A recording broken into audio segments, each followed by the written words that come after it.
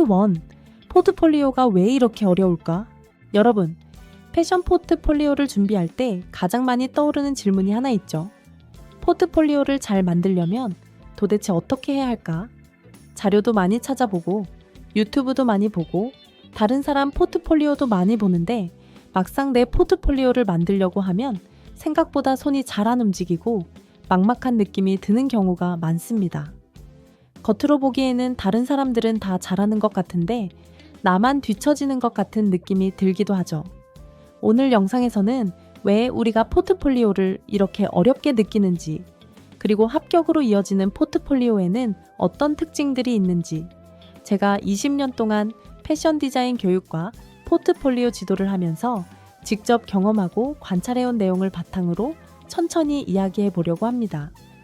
영상 끝까지 함께 하시면 그래서 내가 이렇게 느꼈구나, 그리고 앞으로는 이렇게 준비해 보아야겠다 하는 기준이 분명하게 잡히실 거예요. 파트 2. 20년차 패션 교육 강사의 현장 이야기.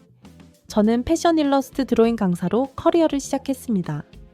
그 이후에는 패션 디자인론 강의, 패션 포트폴리오 강의, 패션 그래픽 활용 교육, 실무 강의까지 진행해 왔습니다. 패션 디자인을 전공했고 지금도 현업과 교육 현장을 함께 오가고 있습니다. 이제 만으로는 19년 차 패션 교육 강사입니다. 그동안 다양한 교육기관과 대학, 그리고 대기업에서 초빙 강의를 진행하면서 쉬지 않고 프리랜서 강사로 일을 해왔습니다. 그 과정에서 정말 많은 수강생들을 만났고 패션 현장에서 일하는 여러 실무자들과도 계속 호흡을 맞추어 왔습니다. 제가 직접 지도하고 피드백한 패션 포트폴리오는 약 1000명 정도의 분량입니다. 그리고 수업과 강의를 통해 만나 온 교육생 수는 5000명이 훌쩍 넘습니다. 학과에서 부족한 부분을 채우기 위해 추가로 배우는 학생들, 유학을 준비하는 학생들, 비전공자이지만 새롭게 패션에 관심을 갖고 도전하는 분들, 취업을 일찍 준비하는 학생들, 졸업 시즌이 다가와서야 급하게 포트폴리오를 시작하는 학생들, 여러 번 불합격을 경험한 후 깊이 좌절을 느끼는 학생들, 그리고 마침내 최종 합격을 하고 같이 울면서 기뻐했던 학생들까지 정말 다양한 상황과 마음을 가진 사람들을 오랫동안 옆에서 지켜봐 왔습니다. 그리고 지금도 여전히 지도와 멘토로 참여하면서 느끼는 점은 포트폴리오를 준비하는 자세와 방식이 예전과는 많이 달라졌다는 것입니다. 자료를 찾기 쉬워졌고 이미지와 영상도 넘쳐납니다. 하지만 정작 내 것으로 만드는 과정은 더 어려워진 시대이기도 합니다. 오늘은 이런 변화 속에서 제가 교육 강사 입장에서 보고 느낀 것들, 특히 합격하는 포트폴리오와 계속 제자리인 포트폴리오 사이에 어떤 차이가 있는지를 솔직하게 말씀드리려고 합니다. 파트 3. 인지적 유창성 착각이란 무엇인가? 먼저 최근에 제가 교육 심리 쪽 내용을 보다가 정말 우리 학생들 이야기와 너무 똑같다고 느낀 하나의 개념이 있습니다. 바로 인지적 유창성 착각입니다. 영어로는 플루언시 일루전이라고 부릅니다. 조금 어렵게 들릴 수 있지만 사실 우리 일상에서 아주 자주 경험하는 현상입니다. 인지적 유창성 착각은 유창함을 실력이라고 착각하는 경향을 말합니다. 어떤 사람이 어떤 과제를 너무 매끄럽고 자연스럽게 해낼 때가 있죠. 예를 들어 김연아 선수의 피겨 연기를 볼 때 빙판 위에서 미끄러지듯 움직이고 점프하고 회전하고 표정도 아주 자연스럽습니다. 우리는 그 장면을 거의 아무런 노력 없이 받아들입니다. 머릿속에서도 쉽게 이해가 됩니다. 그래서 뇌가 이렇게 느끼기 시작합니다. 저렇게 어려운 동작을 하는구나. 근데 화면으로 보니까 생각보다 단순해 보이기도 하네. 유튜버가 영상을 만드는 과정도 비슷합니다. 말도 술술 나오고 편집도 매끄럽고 자막과 그래픽도 타이밍에 딱 맞습니다. 우리는 이 완성된 결과물을 보면서 머릿속에서는 아주 편안하게 정보를 처리합니다. 복잡한 느낌이 아니라 이 정도면 나도 하면 할 수 있을 것 같다 라는 느낌이 슬쩍 올라옵니다. 바로 이때 유창성 착각이 시작됩니다. 우리가 보는 것은 수없이 많은 연습과 실패, 수정과 재작업 끝에 나온 결과물인데 그 뒤에 있는 복잡한 과정과 노력의 깊이는 잘 보이지 않습니다. 결국 보기 편안하고 이해하기 쉬운 상태, 즉 유창함을 내가 지금 실제로 가지고 있는 지식이나 능력과 혼동하게 되는 것입니다. 그래서 시청자가 프로그램을 보면서 나도 마음만 먹으면 저 정도는 하겠다 라고 느끼는 것, 이것이 바로 유창성 착각입니다. Part 4. 학생들에게 나타나는 유창성 착각. 이 현상은 패션 포트폴리오를 준비하는 학생들에게도 정말 자주 나타납니다. 요즘 학생들은 정말 다양한 채널을 통해 수많은 이미지를 접합니다. 인스타그램, 핀터레스트, 비엔스, 어도비 스톡, 노트폴리오, 픽사베이, 그리고 패션 잡지, 브랜드 룩북, 유튜브 포트폴리오 영상, 패션쇼 영상까지 매일같이 좋아요를 누르고 북마크를 하고 저장도 하고 스크린샷도 모읍니다. 그러다 보니 머릿속에는 이런 생각이 쌓입니다. 아, 포트폴리오 이런 식으로 하면 되는구나.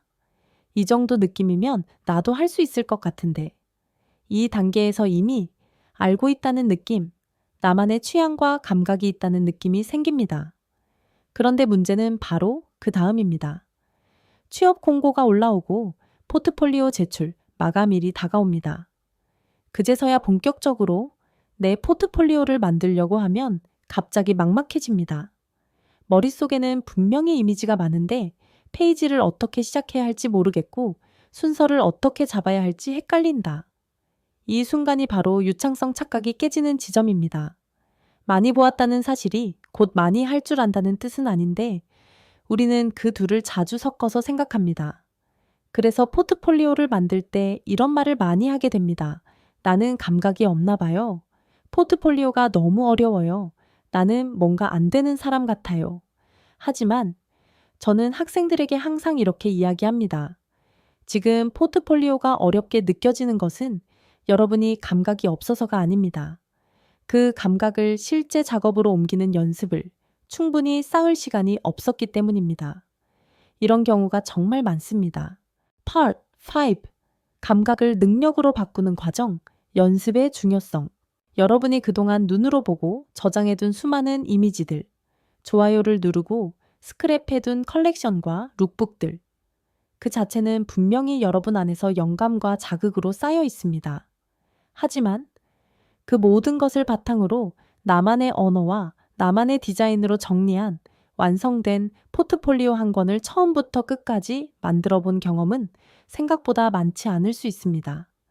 그래서 저는 포트폴리오를 잘 만들고 싶다면 한 번에 완벽하게 만들려고만 하지 말고 자주 만들어 보라고 계속 이야기합니다. 완성도를 한 번에 끌어올리려 하기보다 여러 번 만들고 여러 번 고치고 여러 번 피드백을 받아보는 과정에서 실력이 올라갑니다. 자주 만들어 보아야 머릿속 이미지와 내 손이 연결되고 어디에서 내가 막히는지, 어떤 부분이 부족한지, 또 어떤 부분은 의외로 강점인지가 선명하게 드러납니다.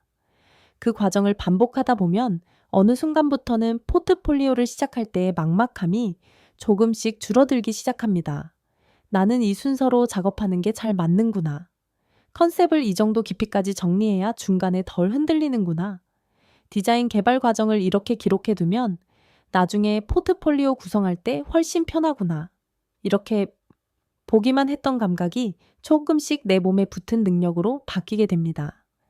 오늘 영상은 바로 이 지점에서 시작하고 싶었습니다. 왜 어려운지에 대한 이야기를 했으니 이제는 어떻게 준비하면 좋을지에 대해 조금 더 구체적으로 이야기해 보겠습니다. 제가 20년 동안 학생들과 실무자들의 포트폴리오를 보면서 합격 포트폴리오에서 공통적으로 느껴온 특징을 5가지로 정리했습니다. Part 6. 합격 포트폴리오의 특징 5가지. 첫 번째 특징. 첫 페이지에서 이미 이 디자이너의 세계관이 보입니다. 합격 포트폴리오의 첫 페이지는 복잡하지 않지만 매우 선명합니다. 나를 대표하는 한 장면이 딱 보입니다. 보통은 이런 요소들이 들어갑니다. 하나의 시그니처 디자인 이미지, 컬렉션 또는 프로젝트의 제목 2-3개의 키워드, 간단한 컬러 팔레트, 예를 들면 이런 식입니다. 도시 유틸리티, 2026년 봄, 여름, 모던, 기능성, 움직임. 이 정도만 봐도 이 디자이너가 어떤 세계를 바라보고 있는지 느껴집니다.